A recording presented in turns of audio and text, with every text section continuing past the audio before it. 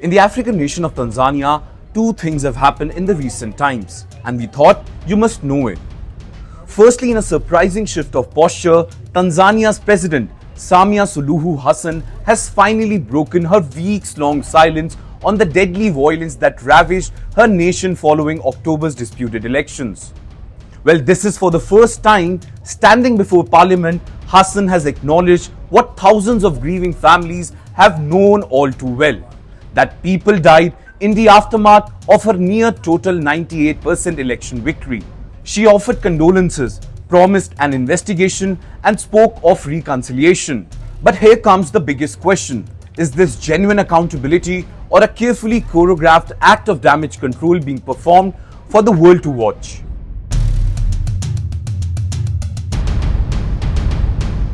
Hassan's acknowledgement of death comes precisely as the international community's pressure reached a crescendo and as more and more gruesome details emerge from the streets of Tanzania.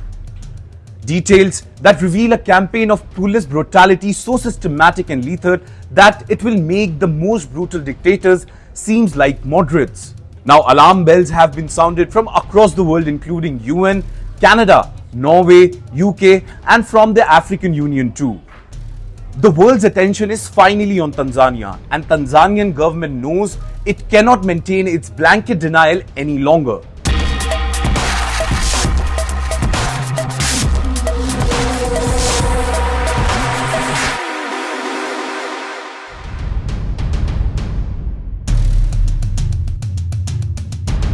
Now let's talk about the details that force Hassan's acceptance. Well, multiple reports describe security forces deploying live ammunition against crowd, some of whom were engaged in protests, but many of whom were simply bystanders. Children, medical workers, uninvolved civilians who were just there to carry on with their day-to-day work. In fact, witnesses described neighborhood transformed into war zone where they heard gunshots and saw bodies scattered across streets and pools of blood collecting on their pavements. The opposition party Chadema claims to have documented over 2,000 deaths, while maintaining they have recovered reports of up to 1,000 from police and unidentified security personnel. Meanwhile, the United Nations estimates the deaths toll to be in hundreds. The government still refuses to release official figures, a silence that speaks volumes. Hospitals across the nation were militarized. Police and intelligence agents stationed inside confiscated phones, deleting the footage of very massacre that prevailed on the streets of Tanzania that day. Not only this, but the police officials also prevented families from claiming or identifying their loved ones. There were accusations that medical personnel were themselves instructed to harm critically injured patients. In fact, bodies reportedly disappeared as authorities alleged attempted to conceal the full extent of the bloodshed. This wasn't just violence, this was erasure, an attempt to make dead vanish.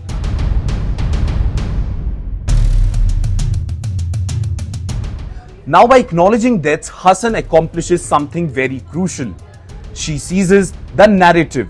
She positions herself as the reasonable leader responding to tragic events rather than being the architect of repression. The establishment of a so-called inquiry commission sounds like accountability.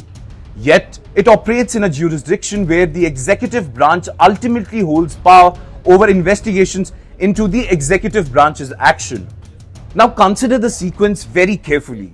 Hassan faces mounting international pressure, statements from the UN, diplomatic warning, and the African Union finally said that the elections did not comply with AU principles and international democratic standards.